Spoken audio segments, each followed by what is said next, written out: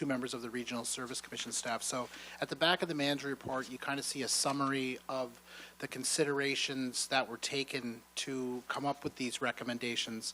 And you may also notice that there are some properties that I have not listed from that summary in this particular report because there's still some questions that need to be answered regarding either, for example, if it's a piece of property that was transferred to the city because of a development and it's part of our park and recreation land, that was like it was basically a contribution from the developer to the city. So we're still working through a few things, but in order to kind of facilitate or expedite the housing development process, we did create a land bank. So all of these properties are listed in the land bank currently and are available for development. However, in a lot of cases, the zoning does not match the desire of council to create housing on these properties.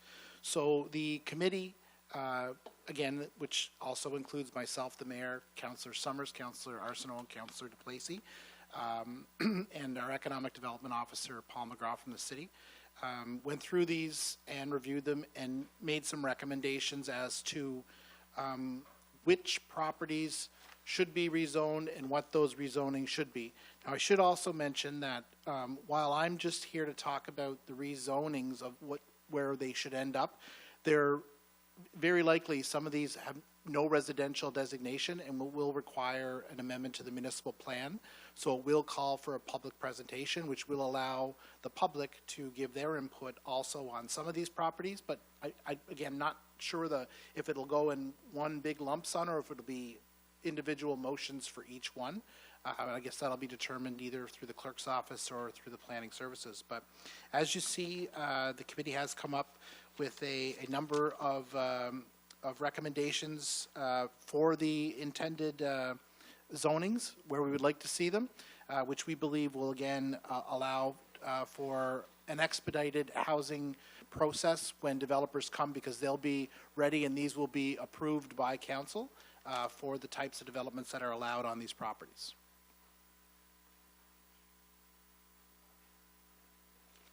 And I can go through them, Your Worship, if you wish, just kind of not by PID number, but more by general area, I think is an easier way to describe them. So the former Ian Bailey School property, it will not be all of the property, it will be a portion of it, because as we know, Council and the Community Wellness and Recreation Department do have a park development there, but as part of the vision that was presented from Jim Scott, our consultant, there was a residential component, so that will be on the most southerly portion of that property, I guess close to Jones Street or connected through Jones Street, and east of the current Anglophone North School District building. So kind of the location where the actual school was and the little hill that goes up towards Jones Street. Henderson and Bromley is on there, but that might be redundant because I see that the proponent is actually proposing something else. So when we bring the next manager report, I'll probably remove that because that process is already underway for an R3 zoning. Willie Jardine is not the full ball field. Just to clarify, Director, the motion tonight was to proceed with the rezoning to an R4 because okay. They might potentially have two buildings. Perfect. So, perfect. Yeah. Willie Jardine, we're suggesting mixed use, but again, it's not the whole ball field. It's just the portion beyond the fence heading south along Route 11 that has it's the treat area kind of adjacent to the payroll center.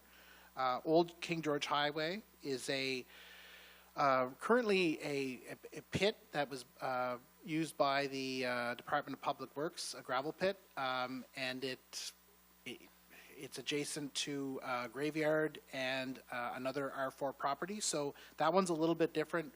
I'm suggesting R4, but because of the proposal that we have kind of being discussed, it may require a specific proposal by the proponent and nothing of us, but more to come on that one. Brad Street is recommended to be R2, and Brad Street is a remnant. Again, that's one of those properties that while it was transferred to the City of Miramichi, the rezoning should be R2 in that particular neighborhood. would fit the neighborhood best. Norma Street, and that one kind of eludes me, so I'm going to have to skip past that one. I don't have the map in front of me.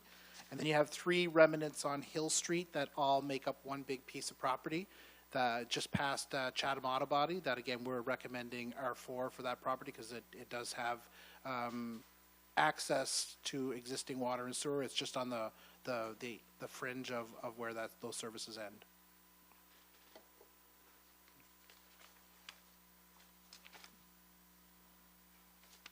Oh, sorry, Director, are you going to touch on the other 2 in the slideshow here, the Elmwood Lane and the Bridge Road? I am not including those in my recommendation, Your Worship. There is still some discussion that needed to take place, especially on the Bridge Road, where it is in a wetland before we discuss, but Okay. that's not part of the current recommendation. Okay. So just disregard those slides. Yes, I was just providing everything that was given by the Regional Housing Authority and based on the discussion. So these ones will very likely come back, but right now there's still some discussion that needs to take place on those 2. Okay, thanks. So yeah, we'll open it up to members of council for questions and comments. Yeah. Clarification, if I may. Brad Street and Norma Street, I just want to, is that right behind the mall? Brad Street is located off of Wellington Street. It's a subdivision. Yeah, and it's the far end of that subdivision. There's a one remnant lot there that was transferred to the City of Miramichi as part of the developer's agreement years ago. Councillor DePlacy. Thank you, Worship. Excuse me. I guess just kind of what I know we have to go through a rezoning process with these. I'm glad that we're at this process. Some of them are being kind of designed because we've had requests, we've had interest from parties, but we've not gone through any kind of formal request for interest or request for proposal property or process based on certain properties.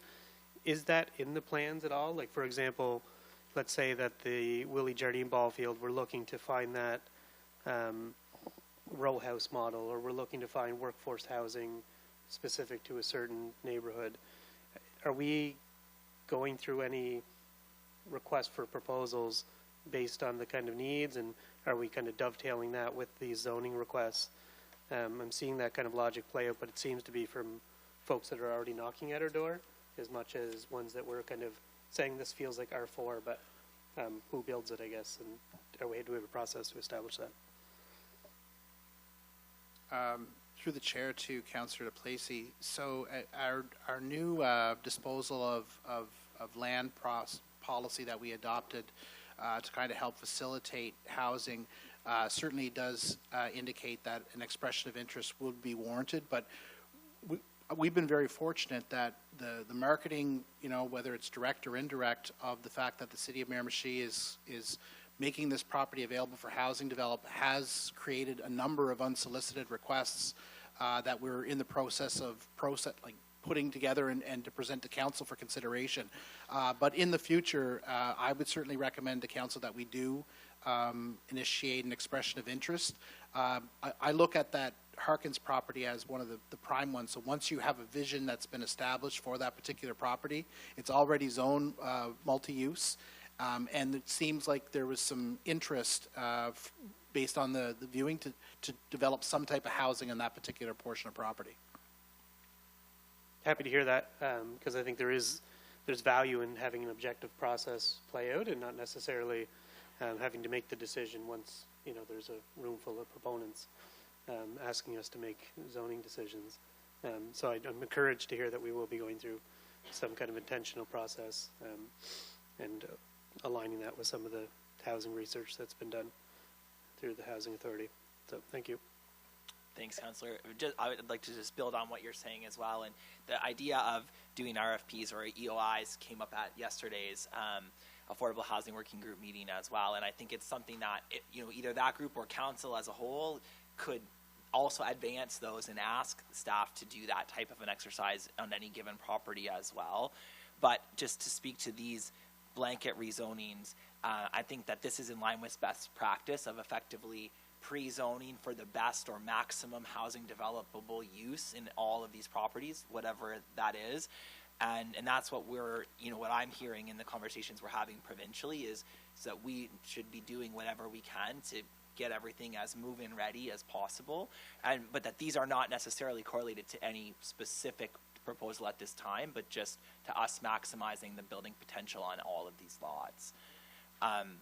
Yes, Director McTavish. Mayor Lord, I'm sorry, the Norma Street is the one that I forgot, and it just, when you said expression of interest, it reminded me. So that is actually the piece of property that is, it was kind of a buffer between a subdivision in Douglastown and the development for the Walmart that we declared surplus because the buffer is kind of redundant at this point.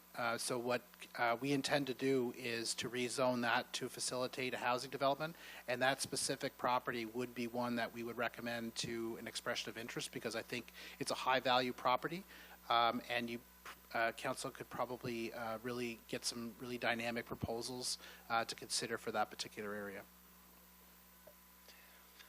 And just, sorry, to conclude, I guess maybe two questions regarding the list that you are proposing, Director McTavish, which I broadly support, but regarding the Ian Bailey property and acknowledging that, we're sort of delineating between the part that can be rezoned for housing development and the part that would remain for a public park. I guess currently it's all zoned institutional. Is institutional a compatible zone for a park?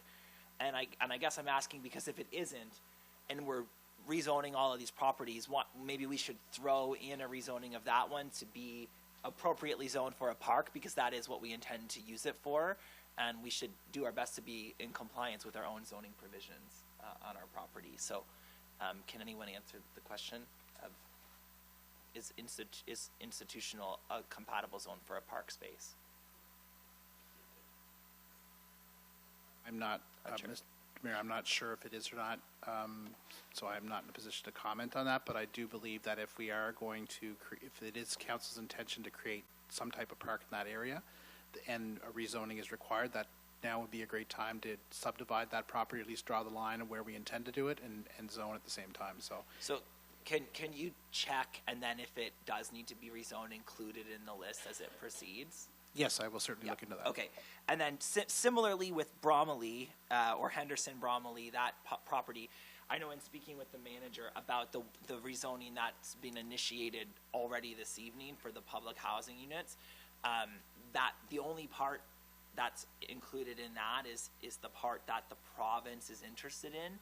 I know at the working group we did discuss that there is potentially another chunk of that property that is developable, but not included in the one that's going through for the public housing project. So could we include that other piece of Bromley in this collective group as well? Just again, so the idea is we've declared it surplus, it's available and rightly zoned.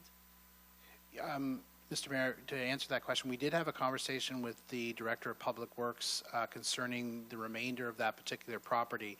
And if I'm not mistaken, I think he indicated that there was some intended use from the wellhead that's there. But I will follow up on him. If it's not that case, if there's not that much property that needs to be retained, then yes, of course, we could certainly include that either in an R4 zoning like the rest of it, or depending on the size that's left, what would be appropriate for that particular area.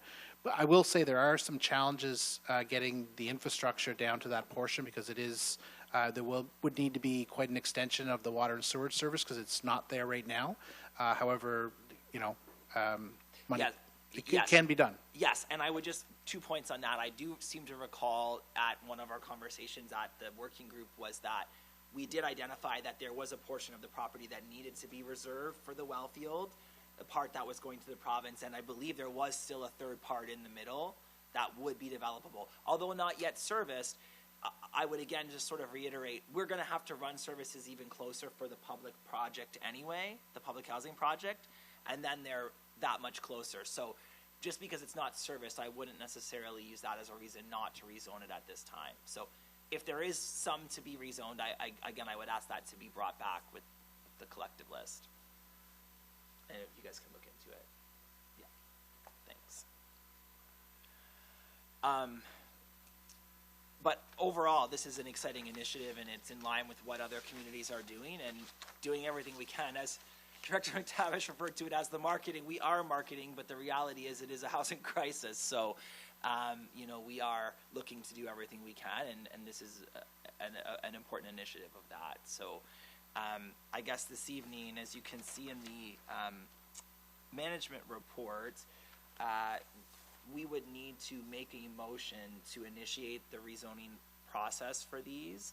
And so that motion could be sent up tonight to be made at a future regular or special meeting to initiate that process. So I'd ask if Councillor DePlacy, and seconded by Councillor Arsenault, on the question, actually I would have one maybe final question, and I don't know if it's you, Mr. Manager, but Director McTavish reiterated that some of these may need also to adjust not the zoning bylaw, but the municipal plan. I guess I would ask that we would partner that like we usually do, if that is going to be, like, if some are required to adjust the plan, that all comes as one package. Does that? Yes, I expect when it comes to council, there will be much more detail per lot with respect to these. And if it requires municipal plan amendments, we would ask for consent to start that process also. Yes, okay. And to your your previous point, as staff, we understand the goal is to remove an impediment to development, not necessarily through this process make everything shovel-ready. There Yes. could be other encumbrances Yes, or problems. like if it's not serviced. Yeah, but this will not make them all shovel-ready, but it's to remove That's a right. lengthy encumbrance. Just because there might be 3 barriers doesn't mean you don't tackle one. That's correct. Yeah, Okay, yeah. so. Good. Okay, thank you. Yeah, and I mean, to the director's point too, I would say if it does involve that public, public hearing process, because then that's also another way to create that awareness of what we're doing too, and give the public input. So thank you for confirming that they would be coupled for the ones that's required for. So that's it from me. And we're on the question. There's no other lights, so we'll call the vote. All those in favor? Aye. Opposed?